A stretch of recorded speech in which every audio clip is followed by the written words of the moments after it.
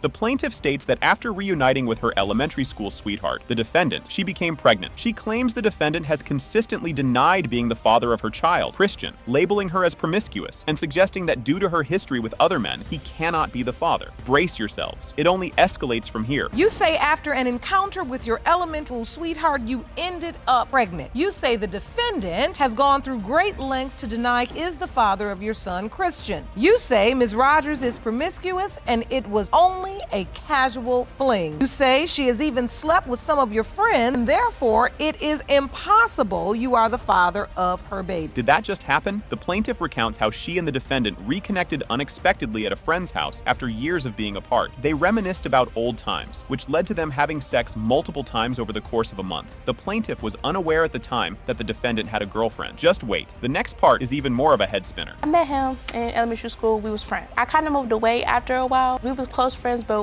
we never kept in touch because we were so young. I was at my friend's house, or I was at her boyfriend's house, and we were chilling, and he walked through the door, and I'm like, really? Of all places? So we was talking, laughing, joking about old times, how you been, catching up and stuff. We went back to my friend's house with her boyfriend, and we had sex that day. Ready for a curveball? A revelation occurs when it is disclosed in court that there was a threesome involving the plaintiff, the defendant, and another woman, who was later revealed to be the defendant's girlfriend. The judge and courtroom react with surprise to the unplanned disclosure of the threesome. You won't believe what's coming up next. We had a threesome. The night I found out that he had a girlfriend, we had a threesome. At first I thought he said in the freezer.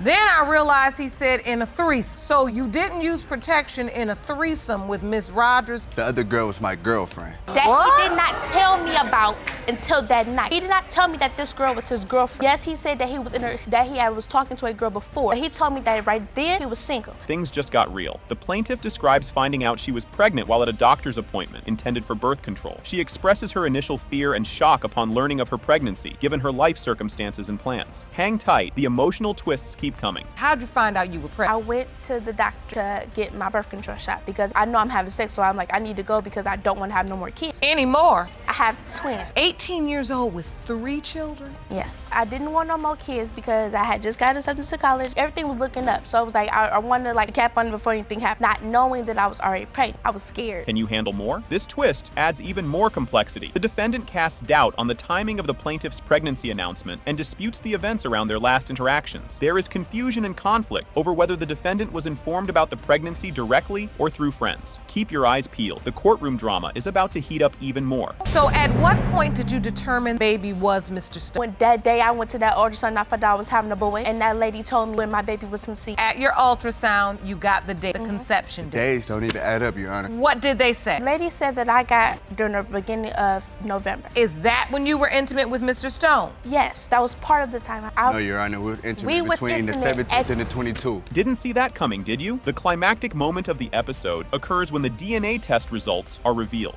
It has been determined by this court. Mr. Stone, you are not the father. Brace yourself for the fireworks. Miss Kelly starts off with a bang, alleging that Miss Richard is motivated purely by greed, aiming to snatch a piece of her family's inheritance. This fiery accusation is set against a backdrop of funeral crashing and unsolicited appearances, which adds spice to an already bubbling feud over who's who in the family tree and who gets what from Grandma's cookie jar. Hold tight, the roller coaster is just getting started. Why do you think Miss Richard is wanting so desperate to prove that she is your sister? First off, Christy is a money grubby person, and I think she just wants any inheritance that's going to be left over from my family. The inheritance came when my grandmother passed away. The plot thickens here. Miss Kelly accuses Miss Richard and her unruly entourage of wreaking havoc on her home, leading her to seek a hefty $5,000 in damages. Miss Richard vehemently denies these claims, which pours fuel on the fiery dispute about past mishaps and present accusations. And guess what? It's about to spiral into even more chaos. And she was up here and went to the funeral to a grandmother she didn't even know, and I'm totally embarrassed. And when my grandfather started giving me stuff like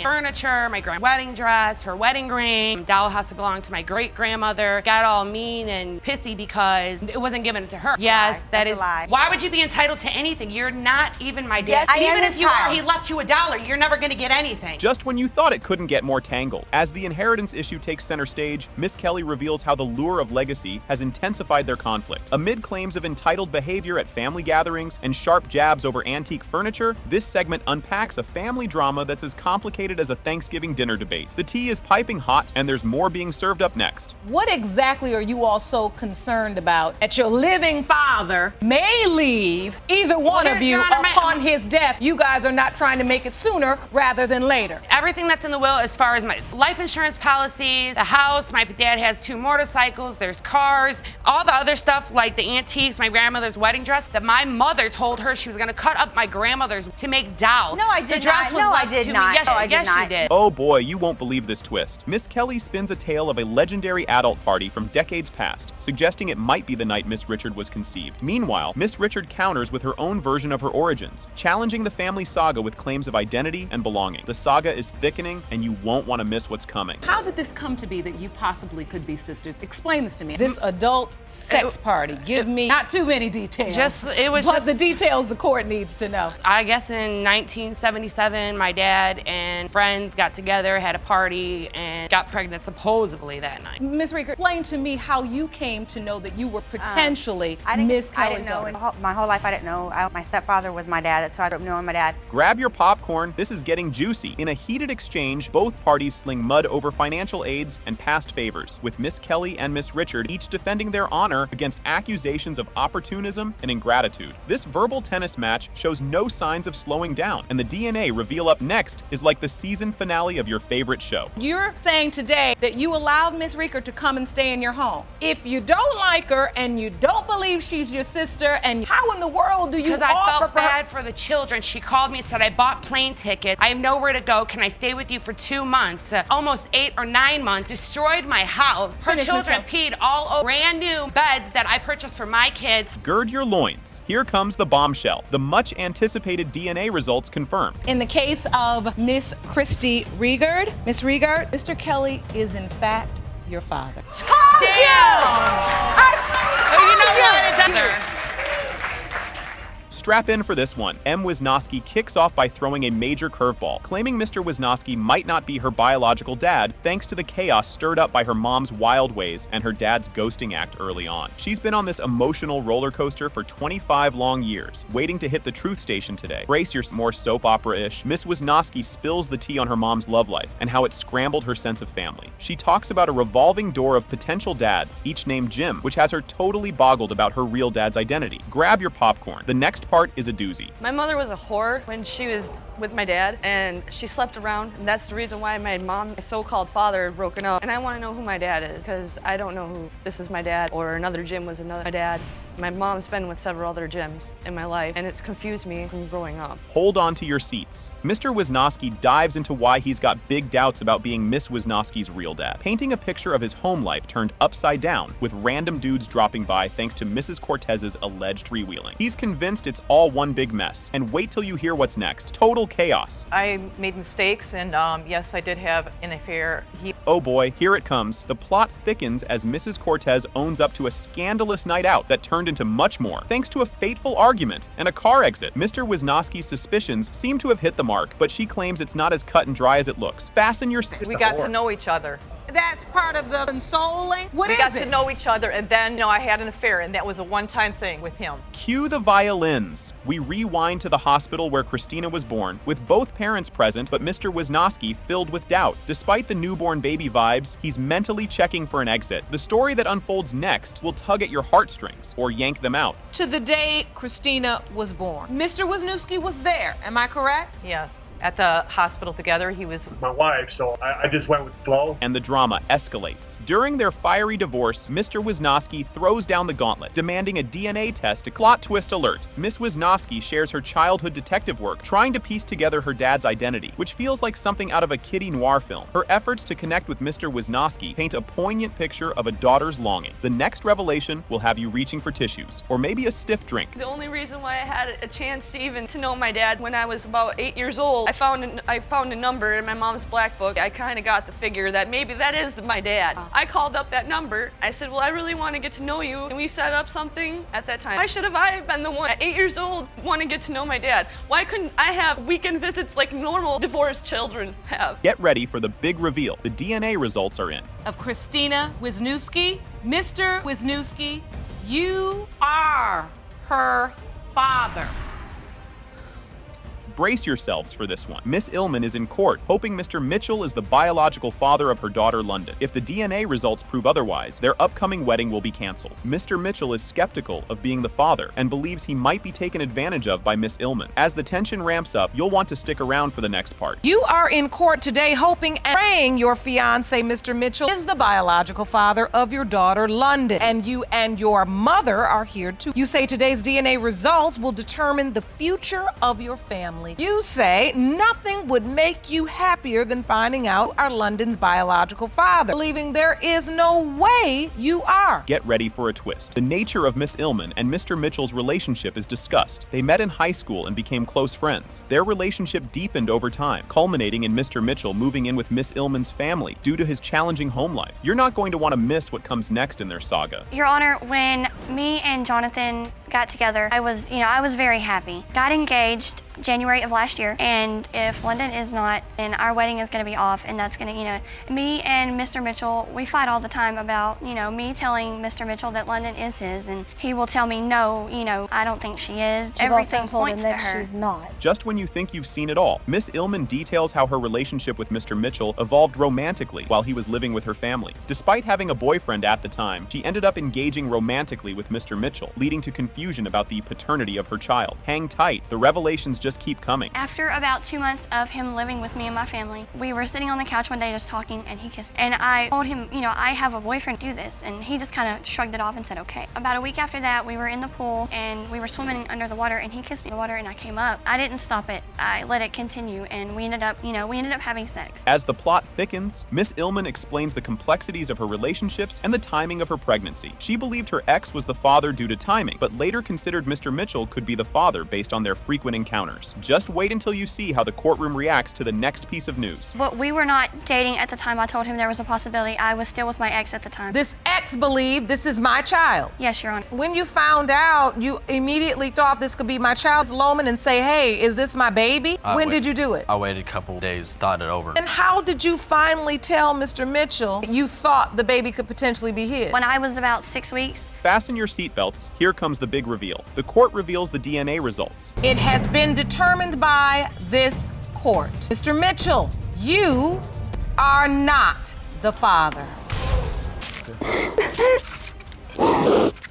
Miss Yarbrough previously proved in court that Creddle Jones, a member of the Chi-Lites, was her biological father. Now, she's teaming up with her brother, Michael Jones, in a new courtroom drama to prove that Mr. Triplett is not their sibling, aiming to protect their father's precious musical legacy and estate. Things are just heating up. Wait till you see what's next. In this very courtroom to prove that the late Chi-Lites member Creddle Jones, your biological father, Michael Jones, is your brother. The results from that case prove that Creddle Jones is your father. Stand united together to protect your father's legacy and musical estate, proving that Mr. Triplett not your sibling. All right, let's dive into this juicy bit. Mr. Triplett is throwing a curveball, claiming Creddle Jones is his dad and hoping for a warm welcome from Miss Yarbrough and Mr. Jones after the DNA test results are in. Mr. Jones is skeptical because of their age difference and his parents' seemingly rock-solid relationship during his early years. Stay tuned, the plot thickens, and it's about to get even spicier. You've always known that Mr. Creddle Jones is your father, and you hope that once the DNA results are revealed, Miss Yarbrough and Mr. Jones will welcome you with open arms. Yes, Your Honor. Why do you doubt Mr. Triplett is your brother? He claims that he's like 2 weeks older than me. As far as my life, I know my mother and father was always together. Hold on to your seats, folks. Mr. Jones is standing his ground, sharing that his father signed his and his brother's birth certificates, firmly disputing Mr. Triplett's sibling claim, who lacks similar proof on his own birth document. As the tension builds in the courtroom, prepare for the atmosphere to get even more electrifying. My father was there, my mother was there. My dad signed his name on my birth certificate. So you're saying growing up, you were the oldest child? Yes, 50 years. You say your father signed your birth certificate, both of which list Creddle A. Jones as father. Now, this is getting interesting. Mr. Triplett shares some sparse yet poignant memories of Creddle Jones, who seemed more like a mysterious figure than a dad, complicating his claims even further. As he lays out his sporadic interactions, we're about to see how these puzzle pieces fit into the larger family drama. You won't want to miss what comes next. I've only met him twice. The first memory of meeting him, I was kind of pat me on the head, handed me $100 and went up to talk with my mom. Came, but this time my relatives were there, spoke with my relatives. They knew, and I was able to recognize from the first time that I met him that was the guy that my my mom pointed out to me was my father. Here's a twist you didn't see coming. Miss Yarbrough recounts her own courtroom saga of proving her paternity and voices doubts about Mr. Triplett's motives, hinting at a potential cash grab due to the estate's value. But hold your horses. There's more to this story. Watch how it unfolds. Did you ever hear that in addition to yourself, there were other children? I mean, the only ones that I've heard of were Kubi when I got here, but I've never heard of him. I don't know where he come from. Now here we are again, you know, somebody claiming that they're rightful heir, whatever. And I mean, if you are, that's fine. And now for a bit of expert wisdom. Mr. Fred Buggs chimes in with his take on Credell Jones's lucrative music legacy, hinting at the potential for numerous unrecognized claims stemming from the free-spirited 70s lifestyle of musicians. As we digest this expert insight, the stakes are about to go through the roof. We are here on another paternity matter connected to Credell Jones of the Shy Light. Can you shed light on that for us? Sure can. You had a couple of great stand-up singing groups during the 70s. Shy Lights out of Chicago. Bunch of #1 songs that has been done throughout the years. Publishing has got to be well into the millions. Feel the tension as secrets start to unravel. Mr. Jones opens up about his quest to connect with his father's legacy, shedding light on the emotional roller coaster that comes with uncovering familial truths from Credell Jones's past relationships. The anticipation is mounting, and the big reveal is just around the corner. I haven't seen my dad since I was 3 years old, 1972. Featuring one of the Shy Lights members. In that magazine, read the article and thought about Dad. Was he still alive? An email to their PR agency telling her who I was. I haven't seen my father. Later that day, I get an email back telling me she sent the email to Marshall. He asked her for me to send a picture. He wanted to see me. So I took a picture, snapped it, sent it to him. Saying, today your lucky day. The moment of truth is almost here. Can you feel it? As the court prepares to disclose the DNA results, the emotional stakes are sky high, especially for Mr. Triplett, who is desperate for closure on his paternity mystery. Brace yourself for a heart-stopping revelation that could change everything. Is that he was told that this was his father. Real contact or connection with him. He didn't really pursue the relationship, but instead did what a lot of young people say, my courtroom. Well, if he didn't really care enough to have a relationship with me, then I just go on with my life and try to do me. But as he began to think, I really don't want to leave this earth without knowing who my father is. Get ready for a groundbreaking moment. The DNA results confirm that. It has been determined by this court. Mr. Triplett, Ms. Yarbrough, Mr. Irving Jones, Mr. Michael Jones, you are related. Oh. Can you believe we just started and it's already this juicy? Miss White opens her case by stating her need to prove the paternity of her 3-year-old daughter, Savannah, to her husband. She admits to previous infidelities and hopes that confirming Savannah's paternity will mend their fractured trust. Hold on to your seats because this roller coaster is just taking off. You've opened your case because the only way to save your marriage and family is to prove to your husband that 3-year-old daughter, Savannah. Yes, sir. You admit you've cheated in the past, but husband will trust you again. Is that correct? Yes, Your Honor. The tension is mounting. Mr. White dives into the painful doubts that have plagued their marriage, fueled by neighborhood gossip and his own social media sleuthing. The emotional strain has escalated the marital discord to breaking point, and guess what? It thickens even further up next. Because when it first all come about to where she was having an ex-boyfriend, I had neighbors tell me he was coming over, and then I started doing the snooping on Facebook, seeing where his location was, and then we got into an argument one night. He showed up, and that's when I knew there was something happening. Call him if we're arguing. And the plot thickens. Miss White reveals the deeper reasons behind her infidelity, citing abandonment issues due to her adoption. Desperate for more affection and public acknowledgement from her husband, she lays her emotional cards on the table. The emotional ante is upped even more in the following testimony. But I have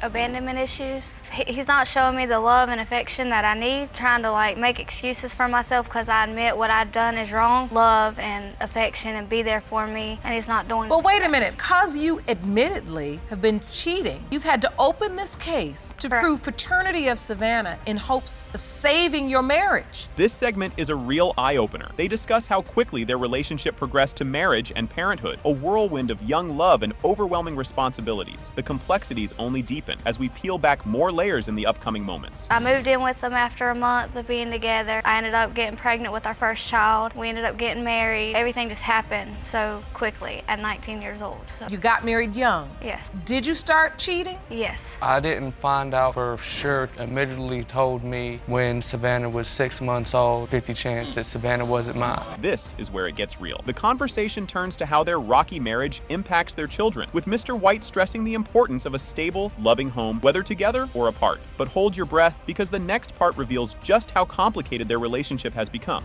And at the same time, it was kind of a relief, because for a fact that it was actually happening, it wasn't just, oh, it's an assumption, I don't know. I think more than anything that I was more hurt. Done got attached to her. 6 months old, was there for the whole 9 months. I was the one that cut I've been there for all my kids. I work to provide for my kids because I want them to have a better life than I did. You won't believe what's coming up next. Miss White's ongoing infidelity is starkly highlighted through damning text messages to an ex-boyfriend, further exposing the depth of her betrayal. The emotional fallout is about to explode. Watch how it unravels. Why are you texting your ex-boyfriend these things? He don't treat me right. Like, your body is naked, wishing you were in the bed. Which bed? Your husband's bed? Yeah. You submitted another text message? Oh, this is another guy. This is not the ex-boyfriend's name. Laying here horny, and you say, Miss White, I know, me too. And then you forgot the other O on two. Just when you thought it couldn't escalate further, the court reviews additional evidence of Miss White's infidelity, including more revealing text messages that underline the severe discord and her disregard for the marriage. The repercussions of these discoveries lead to an explosive revelation just around the corner. Why are you entertaining all these men on text? Because he doesn't show me anything. Always with the He's not there for me. Always pivoting, you're trying to put it off on me. How you expect me to treat you the way you want to be treated when you're sitting here sexting other people and doing all for my money to take care of the kids? Because every time that I threaten to kick you on the marriage, we're not saying that you want to go see every time Dick and... Grab some tissues for this one. Mr. White painfully recounts how he confronted Miss White about her infidelity, leading to a heart-wrenching discussion about the doubts surrounding their child's paternity. The emotional impact of his testimony paves the way for a jaw-dropping conclusion. What you would call, she aspirates. When she drinks, she has to have it thickened, or half of it will go into her lungs. Been there through that, been there through everything, the difficulties that my other children. I just love her. I don't know what I would do. I tried to leave this relationship, but she won't let me leave. I've stood in front of the car to where I couldn't leave her. She says, I'm gonna call the cops and tell them you hit me. Are you ready for this finale? In an emotionally charged climax, the paternity results are disclosed. It has been determined by this court. Mr. White, you are her father.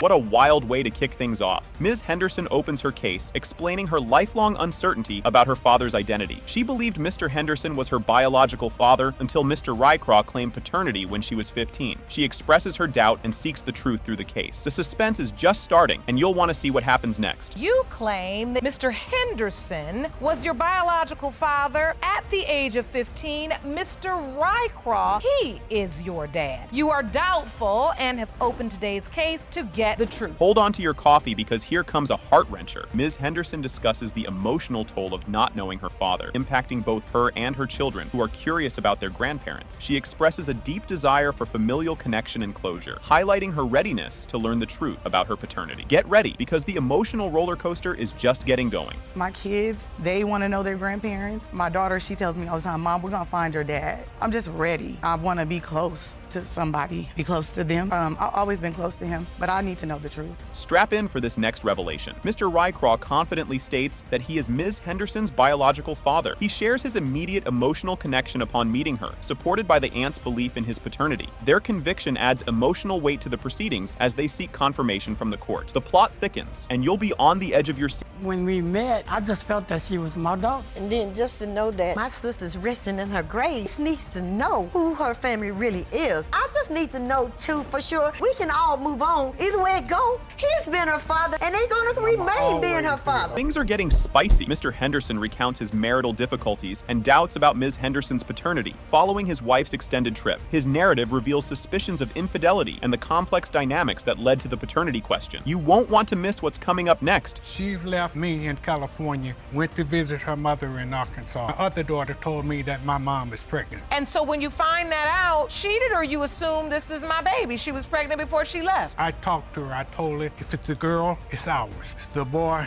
you gotta go. So you had an inkling, a suspicion that it wasn't mine.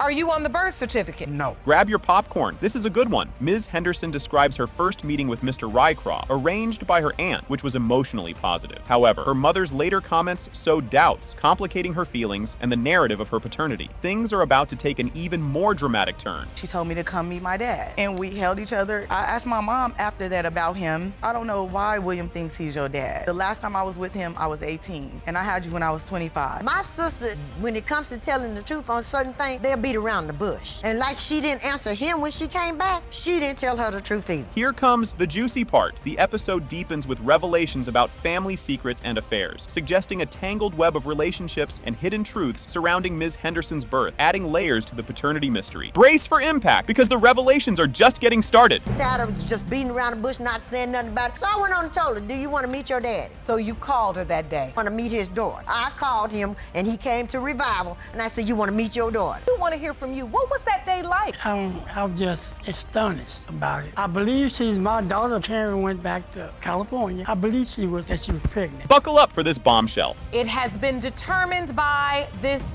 court. Mr. Henderson, you are not the father.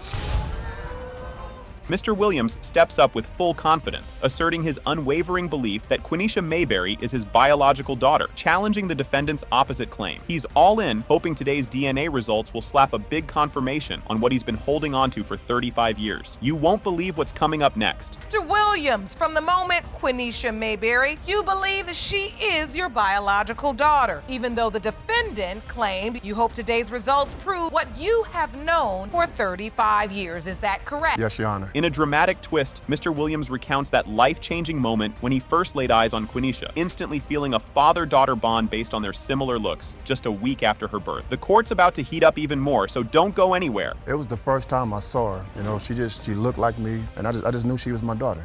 And you said, this is my daughter. It felt like she looked... Well, she's fair-skinned. I was fair-skinned. Her mom is dark, and the other guy, he's darker. That's not a lot of criteria. But I just felt it in my heart. And most babies are very pale when they're born. Well, so you really did. You had that feeling like, this is my daughter. Yes. Just when you think you've heard it all, Miss Wynn challenges the paternity claim based on mere skin color resemblance, calling it weak sauce and reaffirming her knowledge of the actual dad. This courtroom drama is about to escalate. Watch out for what happens next. He's not her father, Your Honor.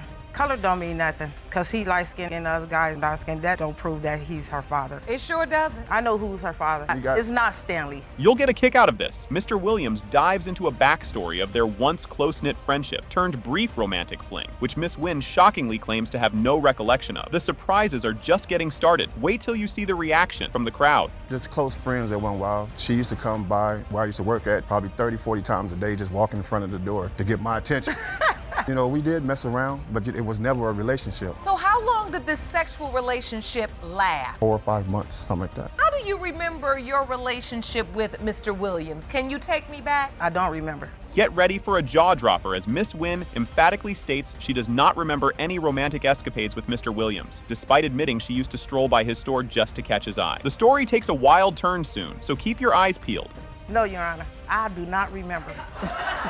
You remember walking past the store and trying to get his attention? So you remember both of you all were young and you remember walking past trying to get his attention? Shoe shine probably about 10 times a day. That's what he said. 50 times a day. Maybe more. And so what still don't prove he's the father. Can you handle more? Listen to Mr. Williams describe taking baby Quenisha to family gatherings, seeking his mother's confirmation of their resemblance. As emotions stir, anticipate even more revelations just around the corner. The first time I took her home to my mom, and I asked my mom, I said, do she look like me? And my mom said, yeah, that's your baby, Stan. How old was she? She was months old. I used to go and get her. And you came and picked up a newborn baby. Yes. And he wasn't no newborn. Yes. He ain't got no pictures with her being a newborn. It was once I came and got her for like my nieces and nephews' birthday parties. I used to go get her so she can come and play with the other kids. And I would keep her the duration of the party. As emotions swirl, Quenisha speaks up about growing up without feeling a connection to the man on her birth certificate, intensifying the courtroom's atmosphere. The emotional stakes are high, and there's more heart-tugging drama ahead. Man that signed my birth certificate, met him like twice. I don't feel like we have a connection. I really don't feel like that's my father. And you've only seen him like 2 times. And that was when I was like 18,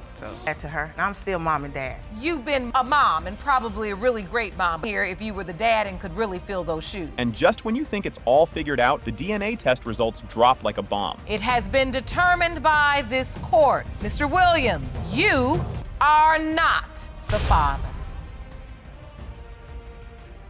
unbelievable revelation right off the bat. Mr. Thomas states he has been trying to obtain a DNA test for 15-month-old Hannah Thomas for over a year, as he has been mandated to pay child support despite signing the birth certificate under what he claims were false pretenses. Just wait, the drama intensifies. Mr. Thomas, you claim you've been petitioning the court system for a DNA test for 15-month-old Hannah Thomas for more than a year now. Now, you've been notified that you will be paying court because you signed the birth certificate, but claim it was under false pretenses. This moment changes everything. Mr. Thomas recounts his shock upon receiving a child support notification, which he was not expecting, leading to a confrontation about the timeline of the pregnancy and his involvement. The next part reveals more unexpected truths. 2 weeks ago, Your Honor, I went to the mailbox thinking I'm getting a check, and I end up getting a paper from child support saying that half my wages is going to be taken. Your Honor, I don't mean to cut him off, but that is a lie, what he's saying. He knew that he was going to pay child support because I received a medical card. I also received cash assistance. I have to cooperate with child support in order to receive those assistance. The plot thickens significantly here. The couple debates the timeline of Ms. Zachary's pregnancy, revealing inconsistencies and gaps in their stories about when Mr. Thomas was informed and his reactions, deepening the conflict over paternity. What happens next is even more jaw-dropping. August, we got back together, you know, towards the end of August, beginning of September, she told me, oh, I feel pregnant. We went to buy like maybe 4 or 5 pregnancy tests that day. Your Honor, I found out that I was pregnant September 18th, and I went to that doctor's appointment and I came home, I handed him the papers. This is my results at the doctor. This is my proof of pregnancy. And what did he say when you... He didn't have much to say. He just said... No, Your Honor, I never received any paperwork, Your Honor. A pivotal turn in the narrative. A doctor's appointment reveals Ms. Zachary is carrying twins and advises her to quit smoking, leading Mr. Thomas to realize the pregnancy is much further along than he had been led to believe, intensifying his doubts. Watch what unfolds next. It's a game changer. It was my first time ever having children, and I didn't know at the time that I was even twins. We went to the doctor, maybe probably was about 3 or 4 weeks later, and the doctor was telling her, yeah, you need to stop smoking cigarettes. He was telling me like, look, you need to be on her about smoking cigarettes, and he showed me the paperwork, and it said 15 or 17 weeks or something like that. I'm like, hold on, wait a minute, y'all. No. A critical moment of realization. Mr. Thomas recounts a critical moment when he receives paperwork showing a much longer pregnancy duration than expected, leading him to suspect deceit and consider the implications of their relationship break. You won't believe what's coming up. And at that time, when you were at the appointment, how many weeks did you...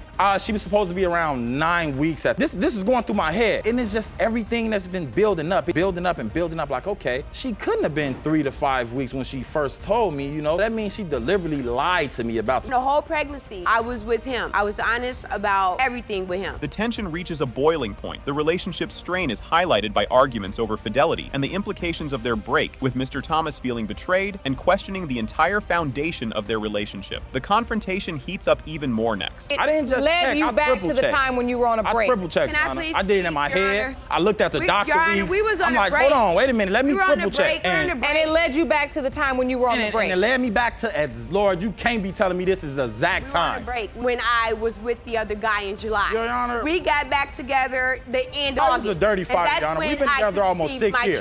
A significant decision under controversial circumstances. Mr. Thomas describes signing the birth certificate under specific conditions, expecting no involvement from the biological father, encapsulating the complexities and emotional weight of his decision. The drama continues to unfold in the following scene. And then you signed the birth certificate when you were at the hospital, am I correct? Yes, I did. She had her sister come get the children, all until she had the baby. I was there. It was no problem. This was the agreement from the beginning. If the guy that I believe is Hannah's dad, if he didn't have any part of anything, I would sign a birth certificate and Hannah would never know it. And I had no problem with that because I'm not going to let just someone come in and destroy my family like that. A surprise witness throws another curveball. A witness, Mr. Thomas's uncle, suggests Mr. Thomas might not be the father based on the child's appearance and Ms. Zachary's actions, adding another layer of doubt and complexity to the case. The court's decision up next will leave you stunned. Ms. Zachary says you weren't loyal to her too. Were you cheating? Really? Your Honor, I go to work, I come home. That's what I do, Your Honor, every day. Mr. Hill, you are Mr. Thomas's uncle. Yes. What do you know about this situation? You know, this whole situation is just crazy, like fighting to the arguing and stuff like that. I don't think that he is the father of Hannah. You don't? The climax of the courtroom drama arrives. The DNA test results are finally revealed. It has been determined by this court. Mr. Thomas, you are her father.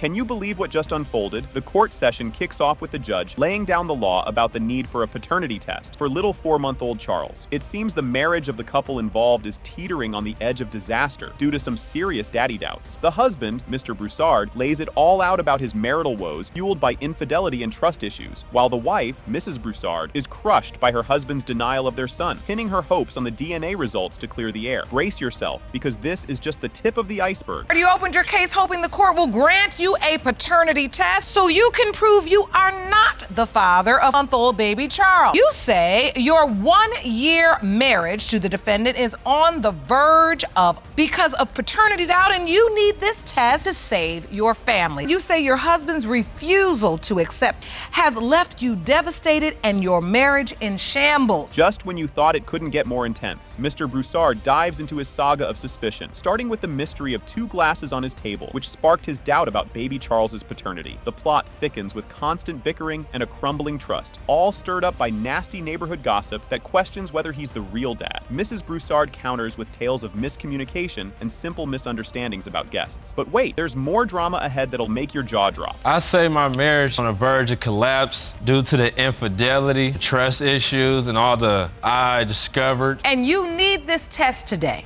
You're on the birth certificate. You are this child's legal father. Yes, I am. But you need this test so desperately if you are not the biological father of this child, want to have your name removed from this birth certificate. Correct. Get ready for a plot twist. Mr. Broussard unveils a chart in court to illustrate the trail of clues that led him to mistrust his wife, highlighting mysterious incidents like an unexplained energy drink and a suspicious extra cup at their home. Mrs. Broussard explains away these oddities as harmless oversights involving a family member and a visitor needing medication. Hang on, because the story takes an even wilder turn next. This is a chart I put together. This is the first reason why that gave me my doubt that little Charles is not mine. 2 glasses on my table. I just got off work, and basically I walked in. The cups look freshly poured.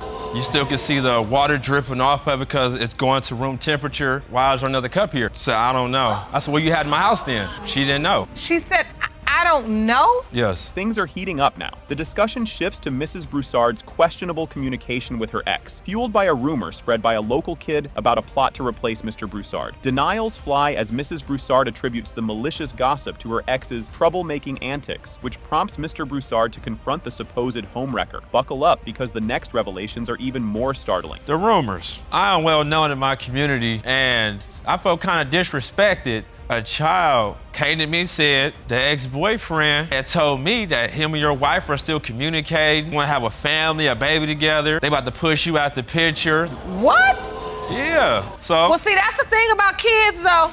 They'll tell it, honey. She was still talking to the ex, and they was gonna push you out the picture. And have a family. You're not going to believe this bit. Mr. Broussard recounts the scandalous discovery of risque photos from Mrs. Broussard's ex on her phone, which he sees as undeniable proof of her ongoing affairs. She admits to the indiscretion, but claims it was a moment of weakness in response to her husband's own missteps. As scandalous as this is, stick around because what comes next is sure to stun you even more. Me and Helen was, I believe, in the living room watching TV on one of my days off from work, and her phone went off, so I vibrated, flashing and ding-a-ling. In the corner of my eye, I see a gentleman taking a picture with his gentleman in his hand, sending it to my wife. Did your ex send you a naked photo? Yes, he did. Now this is where things get really tangled. The judge scrutinizes the timeline of the alleged affair and its possible role in the conception of baby Charles. Mrs. Broussard owns up to the fling with her ex, but insists it occurred after Mr. Broussard's alleged timeline. This part of the saga is a real doozy, but the courtroom shocker that's up next is an absolute must-see. Where are you all from? Sacramento. Sacramento, California. 2017, the temperature was 96, 79, 85, and here is December. The actual temperature ranged between 30 degrees, pretty chilly. So, Mr. Broussard, you would not have been sweating if it was just 30 to 60 degrees. No, I would not. And for the grand finale, truly something else. The dramatic conclusion unfolds as DNA test results are disclosed. It has been determined by this court. Mr. Broussard, you are the father. Ms. Thayer is in court to potentially save her marriage and assert the paternity of her 2 children with Mr. Thayer. She hopes to prove that he is the father of her 19-month-old daughter and 3-year-old son. This court appearance is her last effort to address trust issues that are jeopardizing their relationship. Just watch how the tension escalates next. Ms. Thayer, you are here today in hopes of saving what is left of your marriage. In doing so, you've summoned your husband, Mr. Thayer, to paternity court to that not only did he father your 19-month-old daughter, Cadence, but also 3-year-old son, Matthew Jr. And Mr. Thayer, you say you aptly do not trust your wife, and you are prepared to get a divorce today when the results reveal or both kids are not yours. You won't believe what she says next. Amber Thayer discusses the imbalance in how Mr. Thayer treats their children compared to his stepchildren, expressing her pain and the impact of his doubt on their family dynamics. This moment emphasizes the emotional and practical consequences of the paternity uncertainty in their everyday life. The tension keeps building. Stay tuned. For him to say that these aren't his kids, and I have 5 kids, it's the 3 oldest kids, better than he treats his own kids, and I don't feel like that's fair. Yeah, in my mind, we're basically separated because we don't sleep in the same room no more. Around each other, she's on her phone. We just sit in the same house, and we don't even communicate no more. I don't feel that connection with her or the kids, for that matter. This part adds another layer to their complex story. The couple's backstory is revealed where they initially agreed on a non-exclusive relationship due to past hardships, but unexpected pregnancies shifted their relationship dynamics. This context sets the stage for the ongoing trust and commitment issues they face. You won't want to miss what comes next. I didn't know what to say because I wasn't planning on having any more kids. I mean, I had 3 girls already, so I was already a single mom. Well, then you were planning on having another baby. Fail to plan to fail. And then I believe she was pregnant before we even got together. Matthew was born 3 weeks early.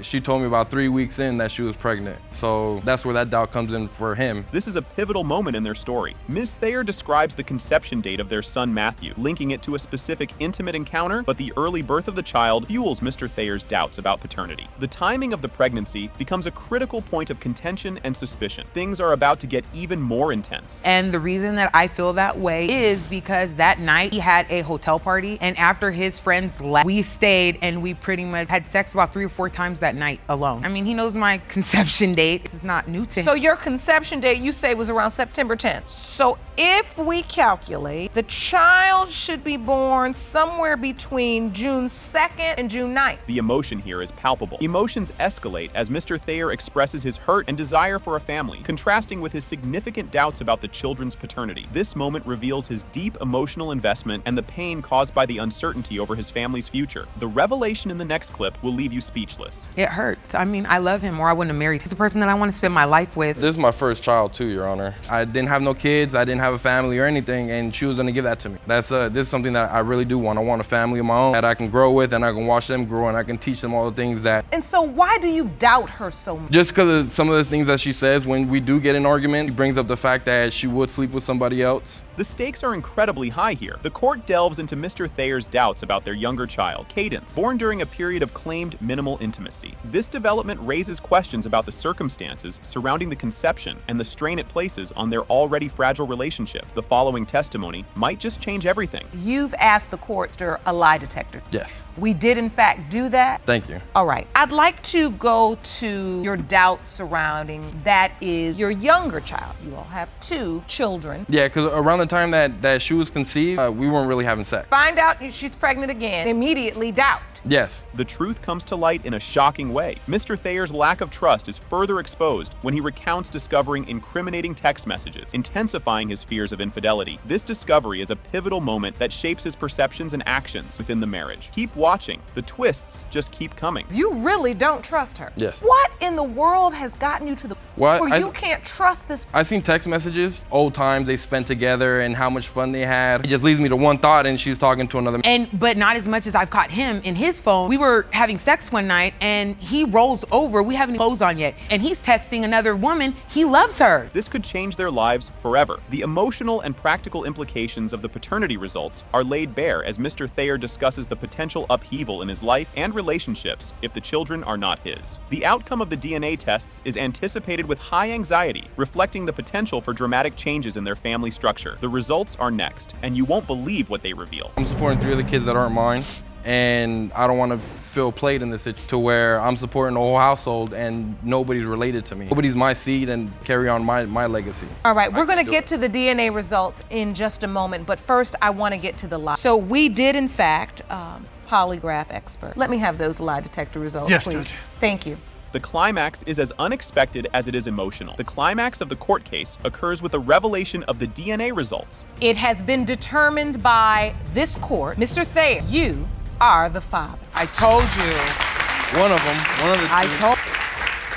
Can you believe that revelation? Ms. Barrett admits to the court that during the conception period, she had multiple sexual encounters with 2 men, including the defendant, Mr. Mullinax. She is also seeking compensation for baby-related expenses amounting to $779, arguing that Mr. Mullinax should share these costs if he is the father. Brace yourself for Mr. Mullinax's response. During the period of conception, you say you slept with 2 men multiple times, including the defendant, Mr. Mullinax. Furthermore, you're asking the court to award you $779 for items used to prepare for the baby's arrival. You say you believe Mr. Mullinax also responsible for these expenses because he may be the father. This twist is unexpected. Mr. Mullinax expresses his refusal to bear any expenses for the baby, denying paternity and accusing Ms. Barrett of having multiple partners during the conception period. The audience reacts audibly to the revelations, emphasizing the complicated nature of the relationships involved. You won't believe what Ms. Barrett says next. Mr. Mullinax, you say you refuse to pay any for an unborn child that isn't yours. You deny paternity and claim Ms. Barrett had sex with you, her ex-boyfriend, and several other men, all during the period of conception. Yes. This really complicates things. Ms. Barrett outlines her intimate schedule with the 2 men, which prompts laughter from the audience. She explains sleeping with Mr. Mullinax from Thursday to Monday and with her ex-boyfriend on the remaining days of the week, which underscores the complex dynamics and the challenge in establishing paternity. The plot thickens with Mr. Mullinax's next bombshell. No, I was sleeping with Mr. Mullinax Thursday through Monday and sleeping with my ex-boyfriend roughly Tuesday, Wednesday, and Thursday.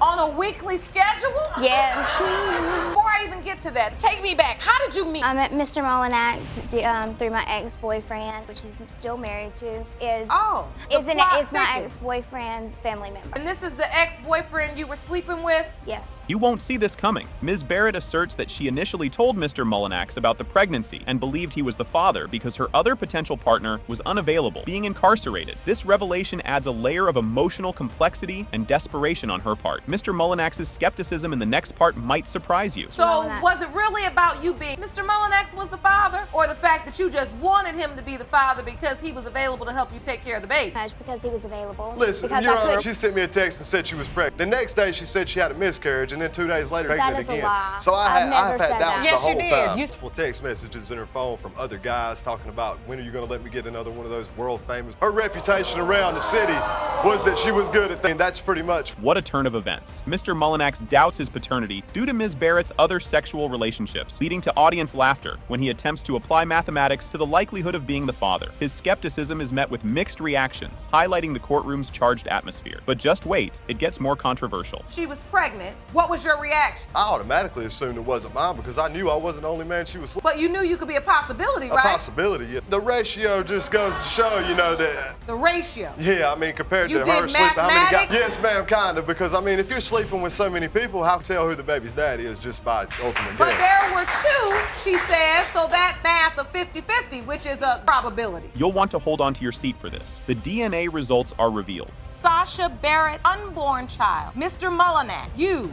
are the father.